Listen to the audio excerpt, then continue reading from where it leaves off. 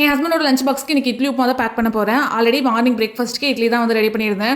அவருக்கு வந்து மத்தியானம் ஏதாவது லஞ்ச் வேறு பண்ணிடலாமா அப்படிங்கிற மாதிரி யோசிச்சிருந்தேன். ஆனால் அவர் வந்துட்டு எனக்கு இட்லி உப்புமா பண்ணி கொடுத்துன்னு சொன்னங்காட்டி நம்மளுக்கு வேலை மிச்சம்னு சொல்லிட்டு இட்லி உப்புமா பண்ண ஸ்டார்ட் பண்ணிட்டேன். இன்னைக்கு என்னோட ஸ்டைலில் இட்லி உப்புமா எப்படி பண்ணுறதுன்னு பார்த்துடலாம். இந்த மாதிரி ஒரு சின்ன கடையில் 4 டேபிள் ஸ்பூன் கல்லெண்ணெய், கடுகு, உளுத்தப்பருப்பு, கடலப்பருப்பு, வேர்க்கடலை இதெல்லாமே போட்டு நல்லா வணக்கிக்கோங்க. அதுக்கப்புறம் வெங்காயம், கொஞ்சம் பச்சை மிளகாய், கருவேப்பிலை, தக்காளி இதெல்லாமே போட்டு நல்லா வந்து தொக்கு கன்சிஸ்டன்சி வர வரைக்கும் நல்லா வணக்கிட்டு இது கூடவே மஞ்சத்தூள் உப்பு போட்டு நல்லா வணக்கி எடுத்திங்கன்னா போதும். அதுக்கப்புறம் அடுப்பை வந்து சிம்ல வச்சுட்டு நம்ம பொடி பண்ணி வச்சிருக்க இட்லியும் போட்டு நல்லா சாட்டே பண்ணி எடுத்திங்கன்னா போதும். சூப்பரான இட்லி உப்புமா வந்து ரெடி ஆயிரும். இதில் வேர்க்கடலையும் தக்காளியும் ஆப்ஷனல் தான், நீங்கள் வேணும்னா போட்டுக்கலாம், இல்லைனாலும் பரவாயில்ல. ஆனால் போட்டோம் அப்படின்னா இன்னுமே டேஸ்ட் வந்து நல்லாயிருக்கும். கண்டிப்பாக இதே மாதிரி இட்லி உப்புமா நீங்களும் வீட்டில் ட்ரை பண்ணி பாருங்க. அவரோட லஞ்ச் பாக்ஸ் வந்து கொஞ்சமாக இட்லி உப்புமா பேக் பண்ணிட்டு கூடவே வந்து மாம்பழம் கட் பண்ணி வந்து கொடுத்துட்டு இருந்தேன். மார்னிங் பிரேக்ஃபாஸ்ட்டுக்கு பார்த்தீங்கன்னா இட்லி, சாம்பார் சட்னி இதெல்லாமே வந்து ரெடி பண்ணியிருந்தோம். சாம்பார் சட்னி செஞ்சது அம்மா தான். டேஸ்ட் வந்து ரொம்ப சூப்பராக இருந்தது. சாம்பார் வந்து நல்லா டிஃபன் சாம்பார் மாதிரி சுட சுட இட்லியோடு சேர்த்து சாப்பிடும்போது ரொம்ப நல்லா இருந்தது.